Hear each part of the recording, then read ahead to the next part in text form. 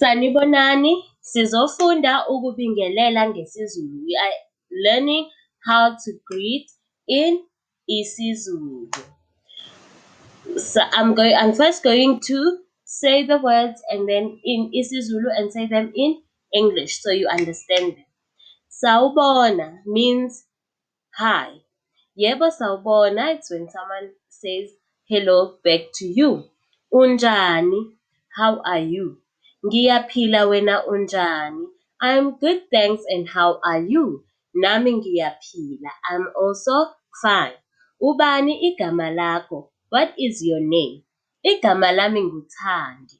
My name is Thandi. Ubani isibongo sakho? What is your surname? Isibongo sami nguSmith. My surname is Smith. Uhlala kuphi? Ngihlala ePretoria. So uhlala kuphi means where do you live? And ngihlala ePretoria, I live in Pretoria. Ufunda liphi ibanga? Which grade are you doing?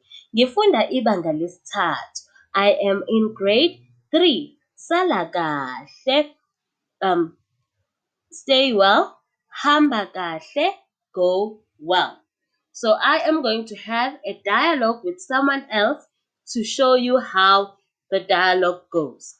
Sawubona. Yebo sawubona. Unjani? Ngiyaphila wena unjani? Nami ngiyaphila. Ubani igama lakho? Igama lami nguThandi. Ubani isibongo sakho? Isibongo sami nguSmith. Uhlala kuphi? Ngihlala ePretoria. Ufunda liphi ibanga? Ngifunda ibanga lesithathu. Sala kahle. Hamba. Okay, now we are going to make a song out of this greeting. Sesizokwenza iculo ngalokubingelela. Sawubona. Yebo sawubona. Ngithi sawubona. Yebo sawubona. Unjani? Ngiyaphila wena unjani? Nami ngiyaphila. Ubani igama lakho? Igama lami nguSandi. Ubani isibongo sakho? Isibongo sami nguSmith. Uhlala kuphi? Ngihlala ePretoria. Ufunda liphi ibanga? Ngifunda ibanga lesithathu. Sala kahle. Hamba kahle. Okay, so this is a greeting or a conversation between two people. Ake sibheke-ke manje ukuthi masibingelela abantu abaningi sibingelela kanjani.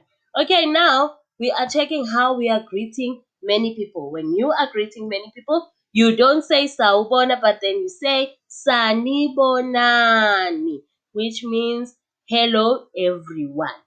Sanibonani. And they will respond by saying yebo sawubona.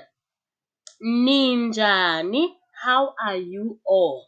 Siyaphila wena unjani? So it's no longer ngiyaphila, but now it's siyaphila wena unjani. And then you say nami ngiyaphila, which means I am also fine.